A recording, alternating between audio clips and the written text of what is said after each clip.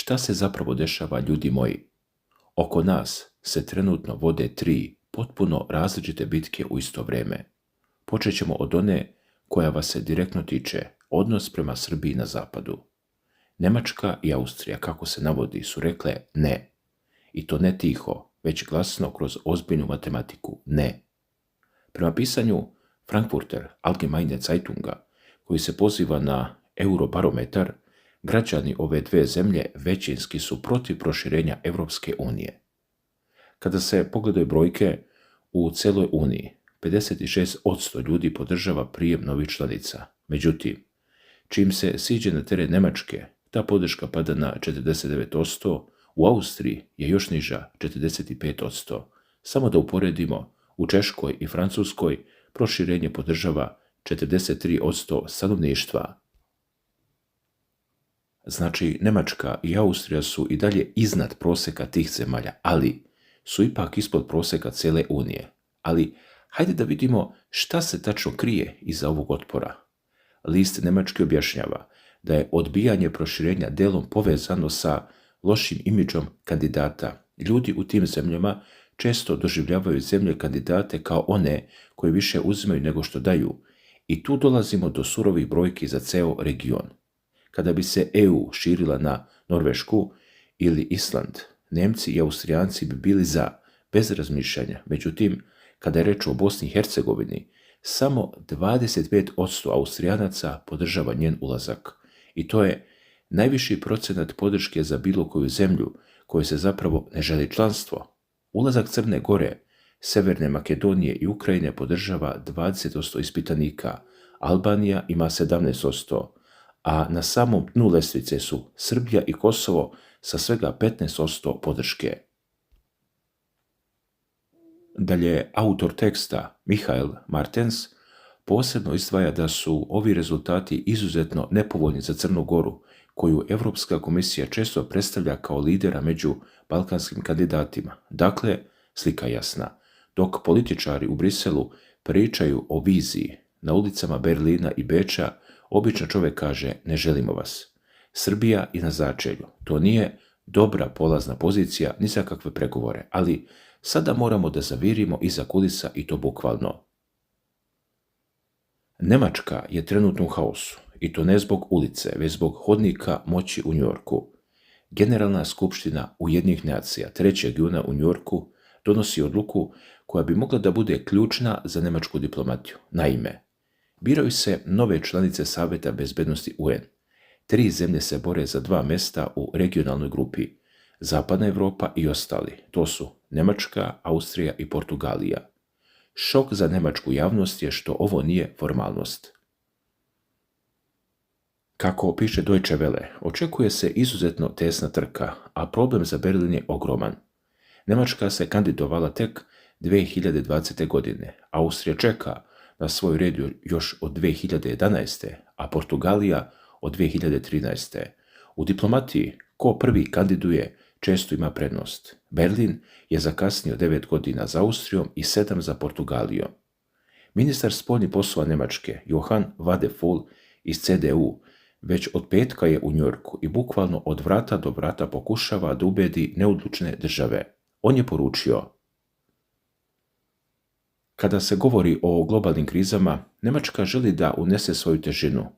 To priliči 3. najvećoj ekonomiji sveta. Eksperti nagađaju da bi u posljednji tren mogao da uskoči i sam kancelar Friedrich Merz da svojim autoritetom privuče glasove, jer gubitak za Njemačku bio bi katastrofa. 6 puta do sada su ulazili u Savet bezbednosti i nikada nisu izgubili izbore. A kako funkcioniše ta kampanja? U Ministarstvu spoljnih poslova u Berlinu pomno se prate države koje su nedavno promenile vlast. Tamo gdje su došle nove administracije, stari dogovori možda više ne važe. Zvanično se, kako tvrde, ne praktikuje kupovina glasova. Ipak priznaje se da postoje međusobni dogovori. Podrži mene za Savet bezbednosti, a ja ću tebe za neku drugu funkciju. Problem je u tome što je glasanje tajno.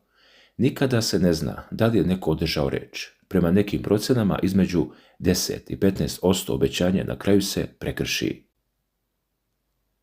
A kakve su šanse Njemačke? U prilog im ide članstvo u EU i NATO. Austrija nije u NATO-u, što je u ovom trenutku velika razlika. Također, posljednjih godina Njemačka je postala ogroman donator u UN sistemu, posebno otkako su se SAD povukle iz nekih organizacija, ali protiv kandidati imaju svoje adute. Portugalija je također u NATO-u i Europskoj uniji, ali ima veze sa Afrikom i Latinskom Amerikom, kakve Njemačka nema. A Austrija ima neutralnost. Za Rusiju i Kinu neutralna Austrija je prihvatljiviji partner od Njemačke, koja je članica Vojnog saveza. Također, određene zemlje nisu zaboravile njemački stav prema Izraelu u ratu u Gazi. Neki glasači jednostavno ne žele Njemačku u tom telu ljudi. A šta ako Njemačka izgubi? Opozicija bi sigurno tražila glavu kancelara Merza. Čak i u njegovoj stranci ima onih koji kritikuju što u septembru prošle godine nije otišao u New York na generalnu debatu da lično lobira za kandidata. Teoretski, Njemačka bi mogla da proba ponovo 2028. godine, ali je proces dug, a konkurencija već čeka u redu. Svet ne spava. Dok se ovo dešava u New Yorku, na Balkanu se odvija druga vrsta igre. Njemački general Christian Freuding, inače inspektor njemačke kopnene vojske i savjetnik vlade u vojnim pitanjima, nedavno je boravio u Bosni i Hercegovini. Njegova poruka bila jasna.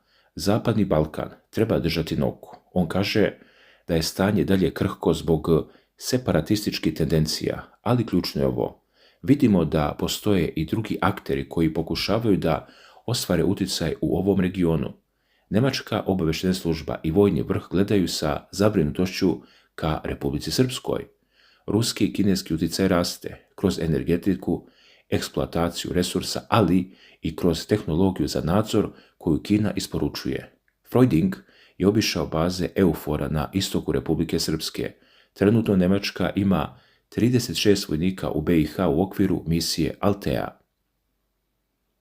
Kako se navodi, njihov zadatak jeste da nadgledaju Dejtonski sporazum. General naglašava da je ključno imati dobar uvid kako bismo u slučaju potrebe mogli da prilagodimo ili ojačamo naše snage. Nešto se sprema. A u taj kontekst ulazi i nedavna posjeta Donalda Trumpa mlađem Banja Luci.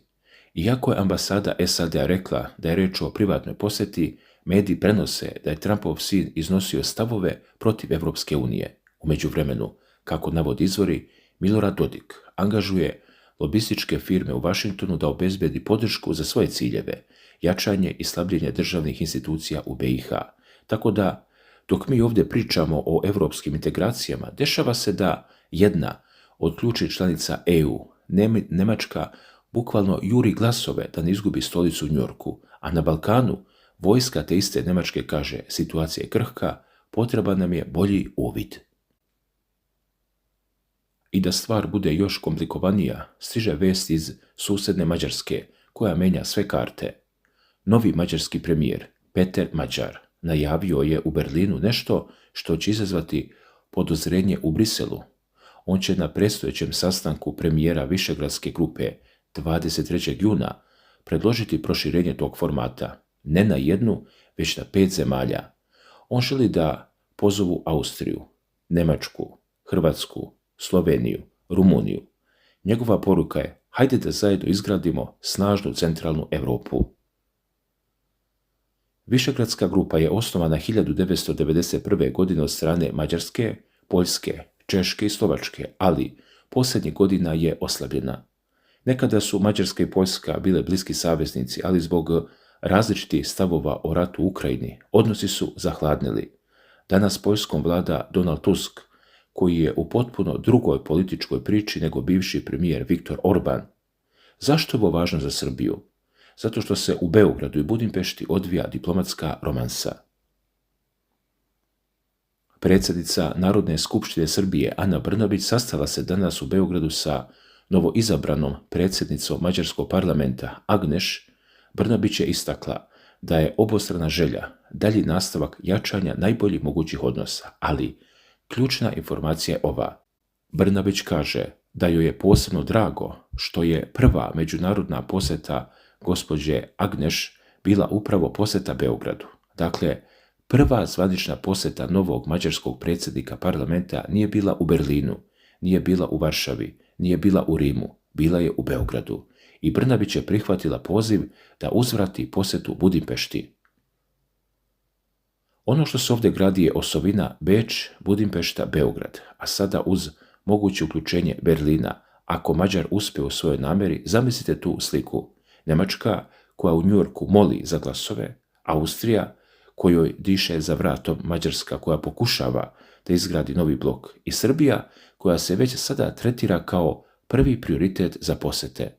Dakle, Srbija se suočava sa nepoverenjem na zapadu. Brojke iz Eurobarometra su neumoljive. Samo 15% podrške. To je najniži mogući rejting. To znači da političari u Briselu, kada pričaju o proširenju, gledaju u svoje dvorište i vide ljute glasače koji ne žele Balkan. Međutim, ista ta Njemačka koja ima problem sa srpskim članstvom, sada je u problemu. Gde će da nađe 128 glasova u UN-u? Njemačka je velika, ali u diplomatskim hodnicima Portugalija i Austrija su mnogo duže čekali na red. U međuvremenu, dragi gledaoci, na terenu generali upozoravaju na separatizam i ruski uticaj, a diplomate tapšu po ramenu jedni druge. Hajde sada da spojimo dve potpuno različite priče. Sa jedne strane loše vesti za Srbiju iz Njemačke i Austrije, sa druge strane dobre vesti za Srbiju iz UN-a. I to zvuči kontradiktorno, zar ne? Ali nije kontradiktorno ako pogledamo ko su igrači.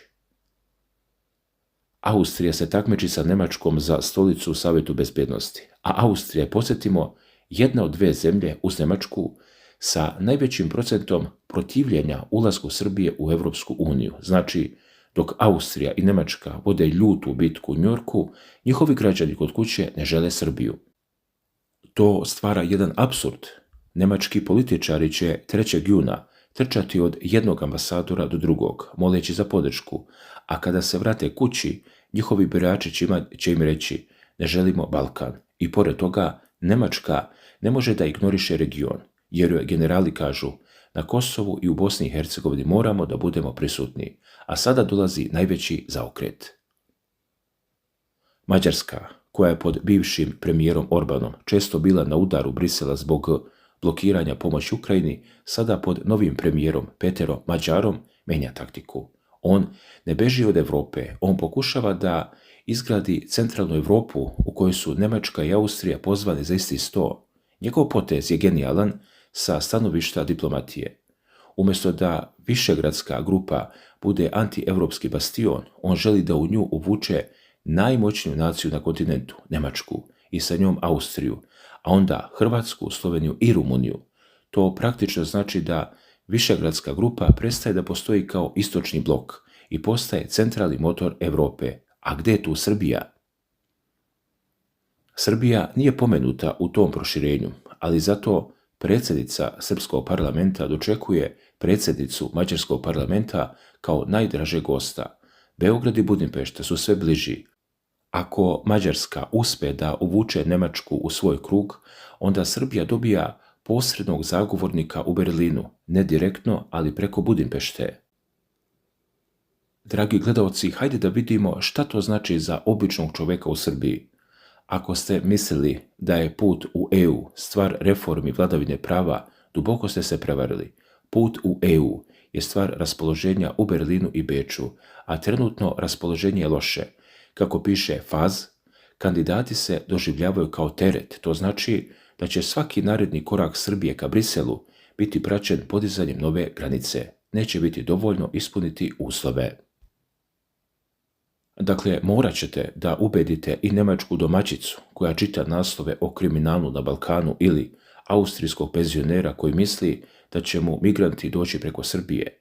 Medijska slika je takva da se Srbija i Kosovo nalaze na začelju liste, ali postoji druga strana medalje. Ta ista Njemačka, koja ne želi Srbiju u EU, to jest njihovi građani, šalje generale u Bosnu da paze na Ruse. Znači, Njemačka i dalje želi da kontroliše Balkan, samo ne želi da ga finansira i da mu otvori granice za radnike. To je ta tanka linija. Šta će se dalje dešavati? Moramo da pogledamo 3 scenarija. Prvi scenario. Njemačka gubi izbore za Savjet bezbednosti. Ovo bi bio šok za Berlin. Wadephul i Merz bi morali da objašnjavaju zašto je treća ekonomija sveta izgubila od Portugalije ili Austrije. Takav poraz bi izazvao preispitivanje spoljne politike. Njemačka bi se mogla povući u sebe, fokusirati na domaće probleme, a Balkan bi prepustila drugima. To bi ostavilo vakuum koji bi Rusija i Kina rado popunile. General Freuding je to već najavio. Drugi scenario, Njemačka pobedi, ali tesno. Ovo je najvjerovatniji ishod. Dobijaju 2 mandata, ali ostaje gorak ukus. U tom slučaju oni će naredne 2 godine, to jest 27. 28. sedeti za stolom gdje se odlučuje o ratu i miru. Šta to znači za Srbiju? Pa ako Njemačka sedi u Savjetu bezbednosti, onda će Kosovo biti svakodnevna tema. Njemačka će imati veto na sve što se tiče regiona. To nije nužno loše po Srbiju, ako je Njemačka zainteresovana za stabilnost. Ali, ako je Njemačka zainteresovana samo za svoju fotelju, onda će Srbija biti samo tačka na dnevnom redu. Treći scenario. Mađarska uspe da okupi novu centralnu Europu. Ovo je najveći rizik za Brisel. Ako Mađar ujedini Njemačku, Austriju, Poljsku, Češku, Slovačku, Hrvatsku, Sloveniju i Rumuniju u jedan blok, to je praktično nova EU unutar EU. Taj blok bi diktirao uslove i u tom svetu Srbija bi bila sljedeća na listi za ulazak, verovatno, jer Mađarska to želi. Zato Agneš dolazi u Beograd. Sada se postavlja pitanje, šta će Ana Brnabić raditi u Budimpešti kada ode na uzvratnu posjetu? Ona ne ide tamo da pije kafu, ona ide da ubrza saradnju, ide da kaže, mi smo spremni da uđemo u vašu priču, da budemo deo te nove centralne Europe, čak i ako nas u Briselu ne žele. I sada dolazimo do najvažnijeg paragrafa. Ovo nije politička analiza, ovo je hladna računica. Njemačka maloprodaja pala je 4. mjesec za redom u aprilu. Savezni zavod za statistiku, skraćeno Destatis, objavio je da je pad od 0,3% u odnosu na mart. Najveći pad je u neprehrambenoj robi, 2,2%, a online prodaja pala je čak 4,7%. Šta to znači? Njemački potrošači su uplašeni. Zbog sukoba na Bliskom istoku, neizvesnost raste, ljudi ne troše, prosječan Nemac gleda svoj novčanik, a ne budućnost Balkana. Prodaja na benzinskim pumpama pala je za 4% na mjesečnom nivou i 10,4% na godišnjem.